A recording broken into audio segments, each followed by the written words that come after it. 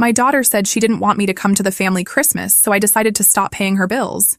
You know when you have that feeling that something is wrong, but you can't put your finger on what it is? That was exactly what I felt as I climbed the steps of my daughter Rebecca's house that cold December afternoon. At 58, after a divorce that left me starting over from scratch, I had built a simple but satisfying routine. I worked as a nurse at Riverside Regional Hospital, lived in a one-bedroom apartment that fit my budget, and the greatest pleasure in my life was being able to help my only daughter. Rebecca opened the door with that half-forced smile I had learned to recognize in the last 4 years, since she married David. "Hi, Mom. Come in. I was waiting for you."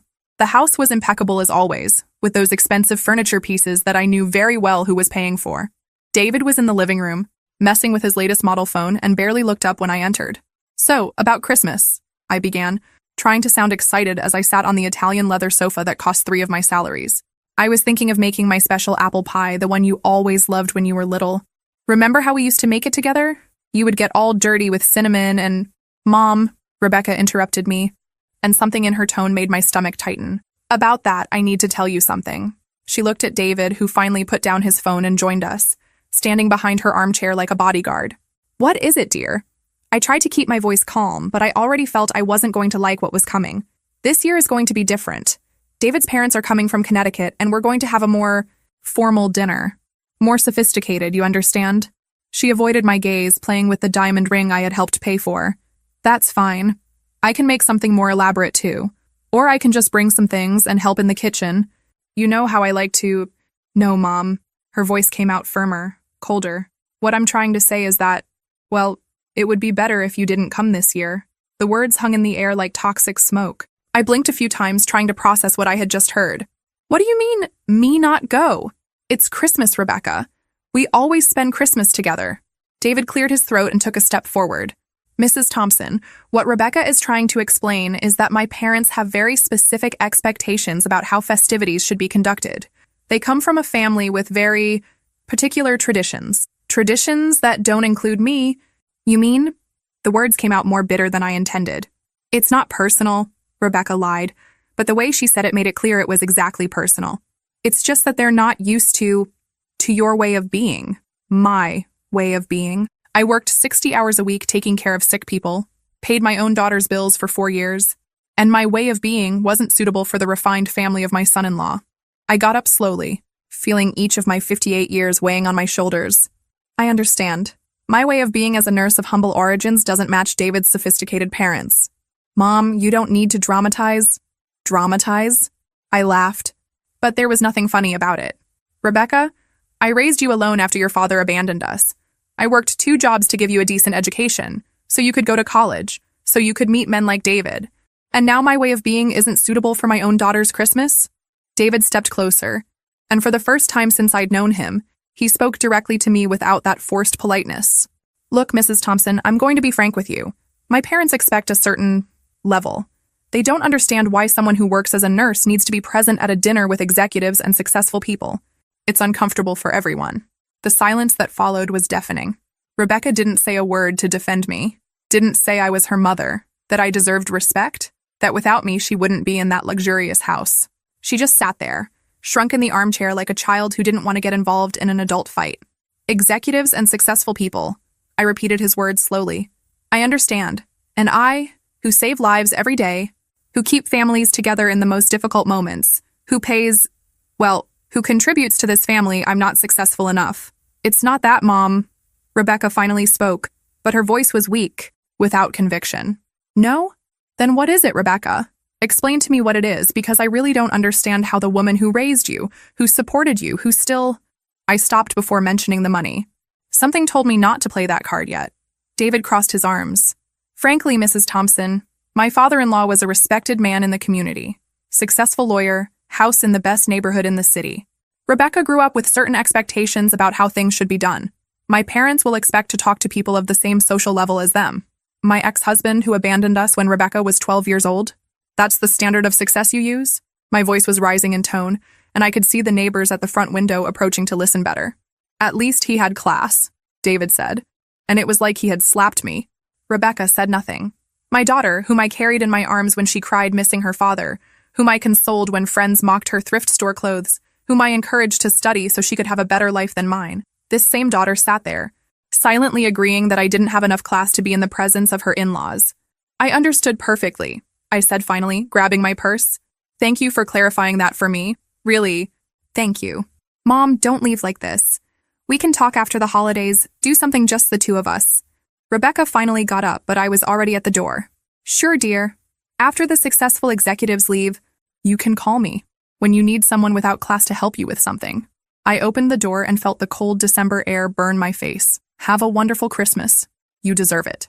I left without looking back, but I could hear David telling Rebecca. It was better this way. She understood. Yes, I had understood. I had understood perfectly. When I got home, my one-bedroom apartment had never seemed so small and at the same time so cozy. It was mine, paid for with my own sweat, without anyone judging me for not having enough class. I made chamomile tea and sat at the kitchen table with a pile of bank statements that I always kept organized in a blue folder. 4 years. 4 years since Rebecca married David, and I started helping with the expenses of the new house. I started doing the math with an old calculator that still worked perfectly, even though it wasn't state-of-the-art like everything in my daughter's house. January 2021, $2,800 for the house down payment. It's just to help, Mom. We'll pay the rest. February, $1,500 for the financing because David was between jobs. March, $1,500 again, plus $800 for car emergency. April, May, June, every month at least $1,500, sometimes more. My fingers flew on the calculator while my heart raced. $2,000 here, $3,000 there. The month they wanted to change the living room furniture, $4,500.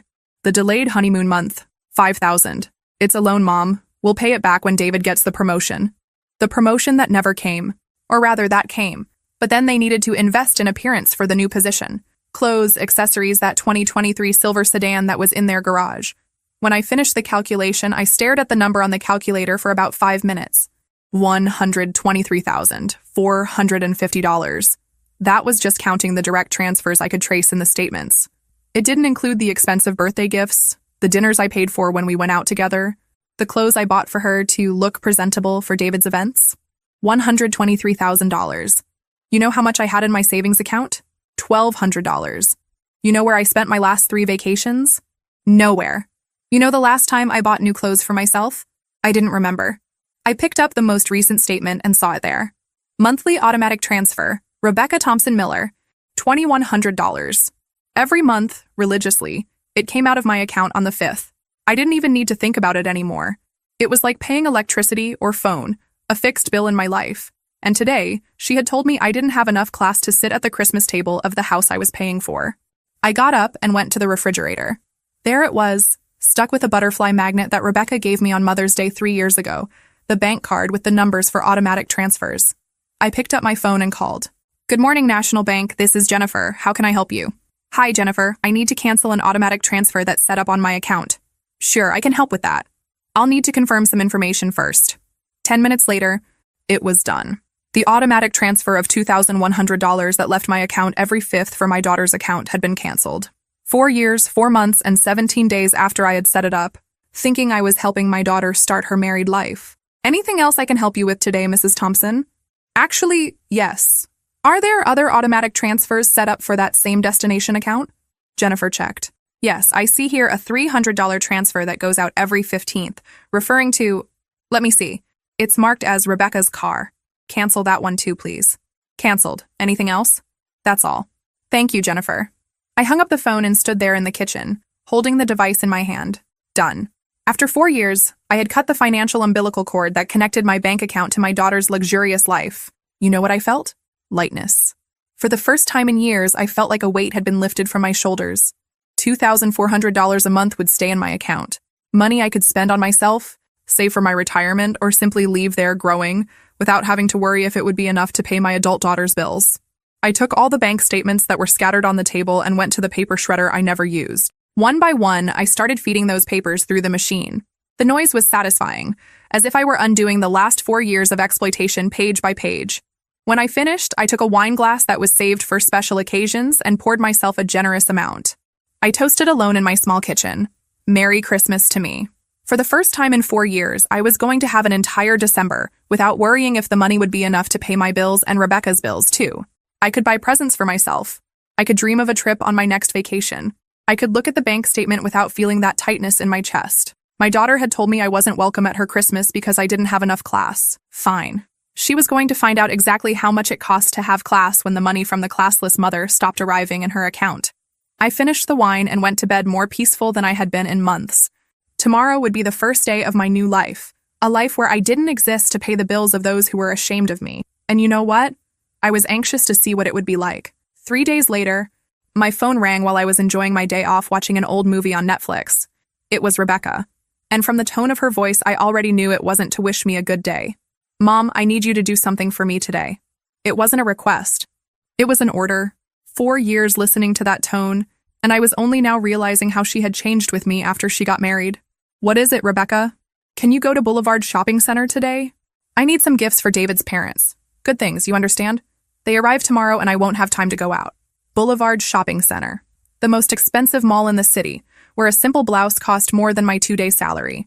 Why can't you go? Mom, I have meetings at the office all day and then I need to go to the salon to get my hair done for tomorrow. Can you do this for me? It's important. Important for her. As always, everything in Rebecca's life was important. My double shifts at the hospital to pay her bills, that wasn't important. My health, my tiredness, my free time, none of that was important. But buying gifts for the in-laws who thought I was inadequate to sit at the same table, that was important. What kind of gift? Something sophisticated. For Mrs. Miller, maybe an Italian leather purse or a French silk scarf, something like that, between $300 and $500. For Mr. Miller, a good Scottish whiskey, or maybe a brand name tie. You understand, right? Between $300 and $500. Each gift, for people who considered me an embarrassment. And how am I going to pay for this, Rebecca? Oh, Mom, you can put it on your card and then we'll settle up like always. Like always. Like always meant I paid and never saw the color of the money back. Like always meant I was going to use my credit card to buy expensive gifts for people who despised me. Okay, I said, and I felt a strange sense of calm. I'll go to the mall today. Thank you, Mom. You're an angel. Oh, and buy some beautiful flowers, too, for me to give to Mrs. Miller when they arrive. White orchids, if they have them. An angel. I was an angel when she needed something. When it came to including me in Christmas, I was an embarrassment. Leave it to me, dear. 2 hours later, I was at Boulevard Shopping Center. But I didn't go to the expensive stores she had suggested. I went straight to the department store at the end of the corridor, the one that always has promotions and discounts. I spent an hour choosing very carefully. For Mrs. Miller, I bought a brown synthetic leather purse that cost $45. It looked like real leather if you didn't look too closely, and it had an interesting vintage charm. For Mr. Miller, I found a navy blue tie with small polka dots for $19.99. Discreet, conservative, appropriate for an executive. The flowers were easier. Instead of expensive white orchids, I bought an arrangement of yellow chrysanthemums for $22. Beautiful, durable, cheerful flowers. Total bill, $87.99. I wrapped everything carefully, using gold wrapping paper and red ribbons I bought at the stationery store for $5. Everything looked very presentable. Even pretty, I would say. I took the gifts to Rebecca in the late afternoon, arriving at her house with my best smile. Mom, good thing you arrived. Let me see. She opened the bags anxiously, and I watched her facial expression gradually change. Mom, what purse is this? A brown leather purse.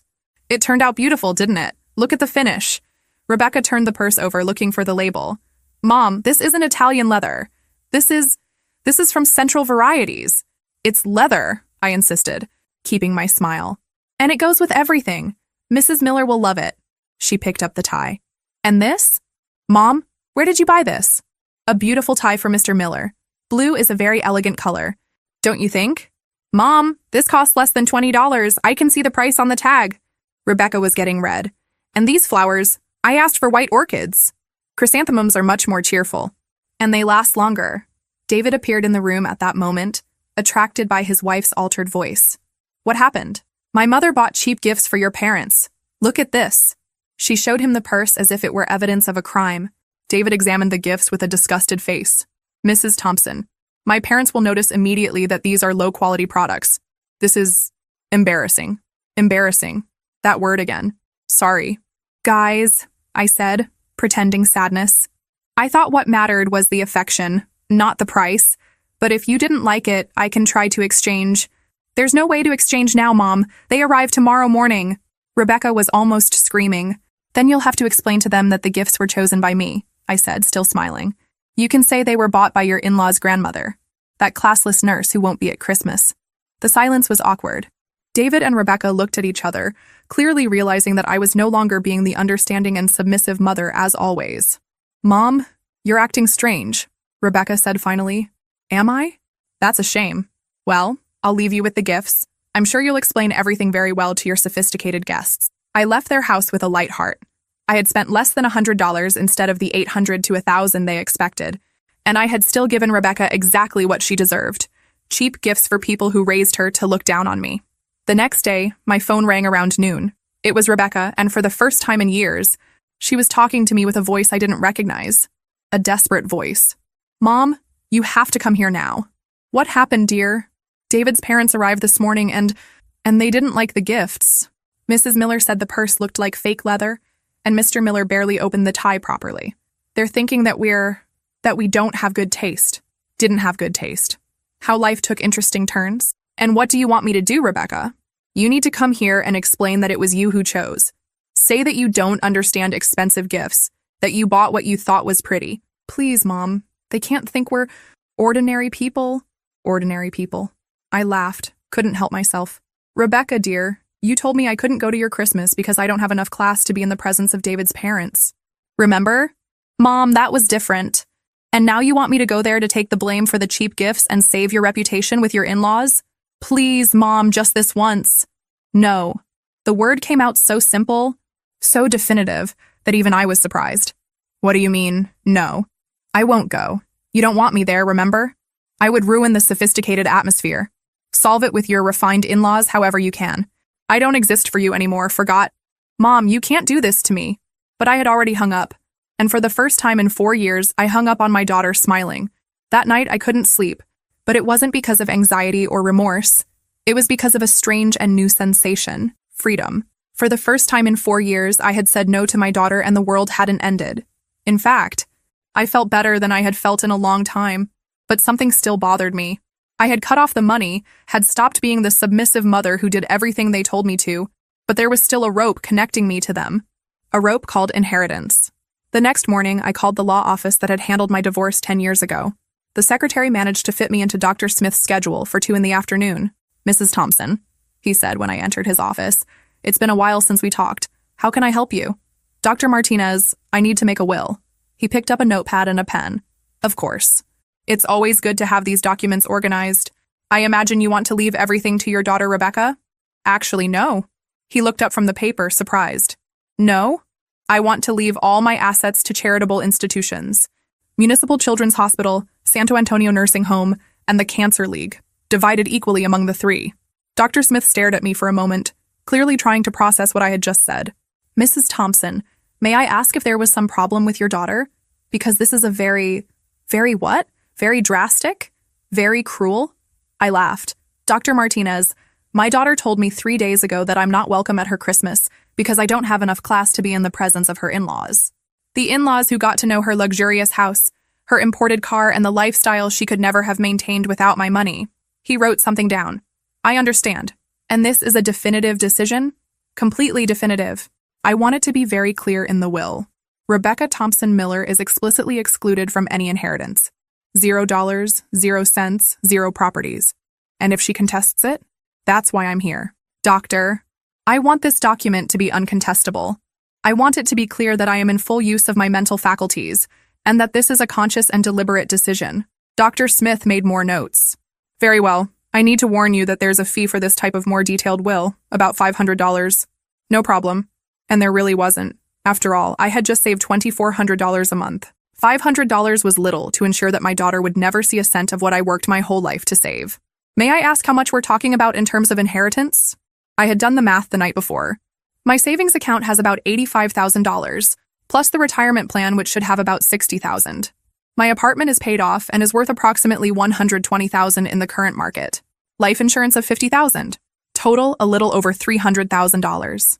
$300,000 that I had saved working day and night, economizing on everything, living simply. $300,000 that my daughter was counting on being hers one day, not even imagining that she herself had dug her own financial grave. And are you absolutely certain of this decision, Mrs. Thompson?" "Doctor, I have worked as a nurse for 32 years. I have seen families destroy themselves over money, Children who only show up when they need something. People who treat relatives like personal banks. My daughter turned me into exactly that. A personal bank. And personal banks don't deserve to be loved or respected, just used. He finished writing and looked at me. Very well. I'll prepare the documents. I can have everything ready by Friday. Perfect. When I left his office, I felt like I had just done the smartest thing of my life. Rebecca had taught me that love meant nothing if it didn't come accompanied by money. Very well. She was going to learn that disrespect also had a price. Friday, I returned to the office to sign the will. Dr. Smith had done an impeccable job. The document made crystal clear that Rebecca Thompson Miller was completely excluded from the inheritance due to consistent pattern of disrespect and financial exploitation of the testator. Done, he said when I finished signing. This will is registered and valid. Do you want a copy? I want 2 copies. One I'll keep at home, another in my safe deposit box at the bank. When I got home with the documents, I felt renewed. In 1 week, I had completely cut the financial ties that bound me to a daughter who was ashamed of me. I kept 1 copy of the will in my dresser drawer along with other important documents, and the other copy went straight to the bank safe on Monday. You know what impressed me most? How much better I slept now.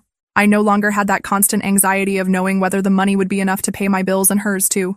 I no longer had to worry if she would call asking for just one more little favor that would cost another few $100s. During the following 2 weeks, I lived a peace I hadn't known in years. I woke up, went to work, came home, and the money I earned was mine. I started making plans. Maybe a trip to the mountains in the spring. Maybe trade my old car for a newer one. Maybe even give my apartment a makeover. I bought new clothes for myself. Nothing too expensive, but pretty pieces that made me feel good. I started going to the beauty salon once a month. Small luxuries I had denied myself while supporting my daughter's lifestyle. Rebecca didn't call once during those 2 weeks. She was probably too busy entertaining her in-laws and pretending she had her own money to maintain that whole life.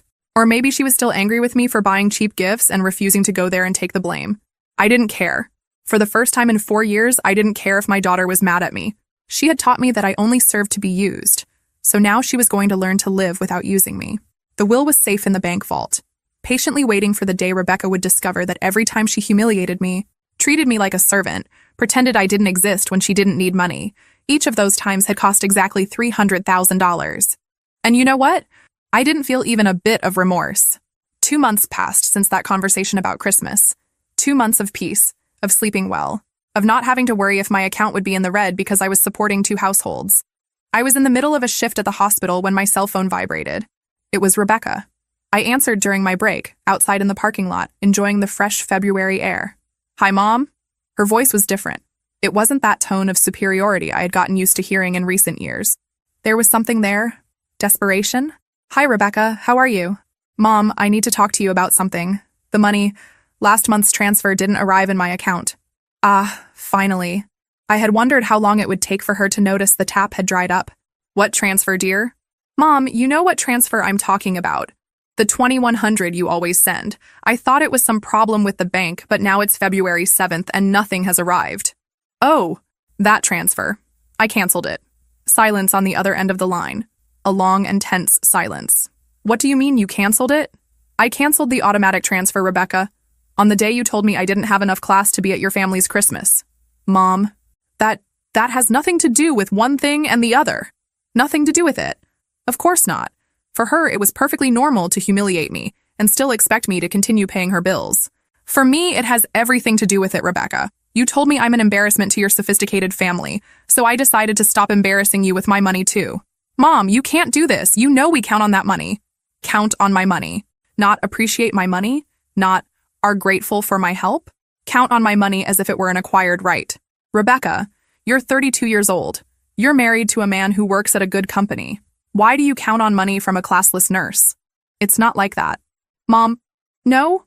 Then how is it? Because from my point of view, you spent the last 4 years using me as a personal bank while pretending I wasn't good enough to be part of your family. I heard her breathe deeply on the other side. When she spoke again, her voice was louder, more desperate. Mom, you don't understand. We have commitments. The house financing, David's car, credit cards. Without your money, we can't pay for everything. And what's my problem? Rebecca? What do you mean, what's your problem? I'm your daughter. You're my daughter when you need money. When it comes to including me in the family, treating me with respect, valuing me, then I'm just an embarrassment. Mom, stop it. You're distorting everything. Distorting. I laughed bitterly. Rebecca, You literally told me I couldn't go to Christmas because I don't have enough class. Your husband said my nurse way didn't match the successful executives. How exactly am I distorting this? That was a misunderstanding. It wasn't a misunderstanding at all. You were very clear. And I understood the message perfectly. Mom, listen, we can talk about this in person. Come to my house, let's have lunch together. Like old times. Like old times. When I also paid the restaurant bill. No, Rebecca. I won't go to your house anymore. I won't fund anything for you anymore. You're adults, figure it out. Mom! Her voice was almost screaming now. You can't simply stop helping us, we're going to get into debt. Then ask for help from David's refined parents. Or from the successful executives you know. People with enough class, unlike me. You know they won't lend us money. And I should lend why? Because I'm a sucker? Because I'm easy to manipulate? Because you're my mother. I'm your mother when you need money. Rebecca. The rest of the time, I'm just an embarrassment who can't be present at the important occasions of your life. Mom, this isn't fair. It isn't fair. After 4 years of bleeding me financially, after humiliating me in front of my son-in-law, after excluding me from Christmas with my own family, she was telling me I was being unfair. You know what isn't fair, Rebecca? It isn't fair for a daughter to treat her mother like a personal bank. It isn't fair to make me pay for a house where I'm not welcome. It isn't fair for you to live at my expense and still have the nerve to say I don't have class. Mom, you're exaggerating. Am I? Rebecca, in the last 4 years, you received more than $120,000 from my account. $120,000 that I worked 60 hours a week to earn. And in exchange for what? Being treated like a servant when you need something and like an embarrassment when you don't. Silence again. This time longer. 120,000? Her voice came out in a whisper. That's right. $120,000. I did the math. Want me to send you the statement so you can see? Mom, I didn't know it was so much. Of course you knew, Rebecca. You just didn't care. As long as the money arrived, it didn't matter if I was killing myself working to pay for your luxurious life. It's not like that. It's exactly like that. And it's over. Not one more cent will come out of my account for you. Never again. Mom, you can't do this to me. If you stop helping, we're going to lose the house. Then you'll learn to live within your means, like normal adults do. Mom, please, I'm begging you. And that's when she said the thing I'll never forget. The thing that confirmed I had made the right decision. If you don't start sending the money again, I'll never talk to you again. Never again. You're going to lose your daughter forever. Lose my daughter.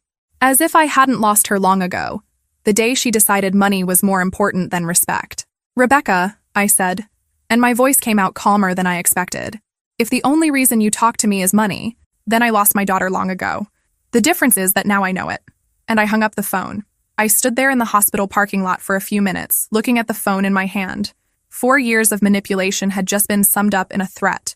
Give me money or lose your daughter. Well, she had made her choice. And so had I. The following week, Rebecca called 3 more times. I answered the first one out of curiosity, to see if she had changed her strategy. Mom, I was thinking about what you said, and you're right about some things. We really didn't treat you well, and I'm sorry for that. But you can't punish us financially because of it. Punish financially. As if I had an obligation to support them forever. Rebecca, I'm not punishing anyone. I'm simply stopping funding the life of 2 adults who are ashamed of me. We're not ashamed of you. Yes, you are. You're so ashamed of me that you don't even want me at your own family's Christmas. Mom, that was a misunderstanding. We can have another Christmas, just the 3 of us, to make up for it. I don't want a make-up Christmas. Rebecca. And I don't want to be treated like a servant that you pay with fake smiles and empty promises anymore. Then what do you want? What do I need to do for you to start helping us again? What I wanted. After 4 years, she was finally asking what I wanted. I want you to learn to live with your own money. I want you to grow up. And mainly, I want you to leave me alone. Mom, that's cruel. Cruel was you using me as a personal bank for 4 years. Cruel was excluding me from Christmas. Cruel was your husband saying I don't have class. I'm just stopping being an idiot. I hung up again. The second call was 2 days later. And this time it was David on the phone. Mrs. Thompson, I need to talk to you. Talk, David. You can't simply stop helping Rebecca like this out of nowhere. This is irresponsible on your part. Irresponsible on my part. A 35-year-old man was calling me irresponsible for not wanting to pay his bills anymore. David, you are not my responsibility. You are married adults. But you always helped. Rebecca counts on that money. And you never thought about living without it? Never thought about making a budget based on your income? Not mine? It's not that simple. Yes, it is, David. It's very simple. You earn money, you only spend what you earn, like everyone does. You're being vindictive because of that Christmas story. This is pettiness. Pettiness. After insulting me, excluding me, using me, he was accusing me of pettiness. David, you told me I don't have enough class to be in the presence of your family. Very well. People without class shouldn't pay the bills of people with class. Problem solved. You're distorting. I'm not distorting anything. I'm simply stopping being a sucker. I hung up. I blocked his number. The third call was a week later. Rebecca was crying. Mom, we're going to lose the house. The bank sent a notification. If we don't pay the overdue amounts by the end of the month, they're going to foreclose. Part of me felt a pang of, it wasn't exactly pity. It was more like a distant sadness. Like when you see a tragic news story on television about people you don't know. I'm sorry to hear that, Rebecca. Mom, can you help us one last time? Just this once, I promise. No. Mom, please. It's only $8,000 to bring everything up to date. $8,000. 4 months of what I used to send them. Money I had in my account. Money that could solve their problem temporarily. Rebecca, if I give you those $8,000 today, how long will it take until you need more money? It won't be necessary. We learned our lesson. You learned what lesson? That you can mistreat me all you want because in the end, I always pay your bills? It's not that. It's exactly that, Rebecca. You think you can humiliate me, disrespect me, exclude me from the family, and even so, I'll be here to solve your financial problems. Mom, I can't lose my house. Then ask for money from David's sophisticated parents, or sell the imported car, or get a second job. Do what normal adults do when they have financial problems. You know they won't lend money. And why should I lend? Because I'm more of a sucker than they are? Because you're my mother. Rebecca, listen carefully to what I'm going to say, because this is the last time we're going to have this conversation. My voice came out firm, definitive. You made a choice when you decided I wasn't good enough to be in your family. You made a choice when you allowed your husband to insult me to my face. You made a choice when you treated me like a servant for 4 years. Mom, now I'm also making a choice. It's not my problem if you're going to lose the house. You have a wonderful husband and refined in-laws who think you're better company than me. Ask them for help. I don't exist for you anymore. Remember? That's what you taught me. Mom, please don't do this to me. Goodbye, Rebecca. Good luck. I hung up and blocked her number too. 3 years have passed since that last conversation. 3 wonderful years. With the $2,400 monthly that no longer left my account, I managed to completely renovate my apartment. I changed all the furniture, painted the walls, put in new flooring. Now I have a house that is truly mine, decorated my way, paid for with my money. I traveled to the mountains in Colorado twice. I visited the Grand Canyon. I went on a Caribbean cruise last year. I always wanted to travel, but never had money left over. Now I do. I bought a new car, a 2024 blue Honda Civic that I simply loved from the moment I saw it at the dealership. I paid cash, with money I had been saving for 2 years. I retired at 61 earlier than I had planned, because I discovered that my retirement plus my savings were enough to live comfortably without working 60 hours a week. Sometimes I run into acquaintances in town who ask about Rebecca. How is your daughter? I haven't seen her in a while. My answer is always the same, said with a genuine smile. I don't have a daughter. At first, people were confused, thought I was joking. Over time, they understood it was serious. I stopped receiving questions about her. I know from other people's comments that Rebecca and David really lost the house.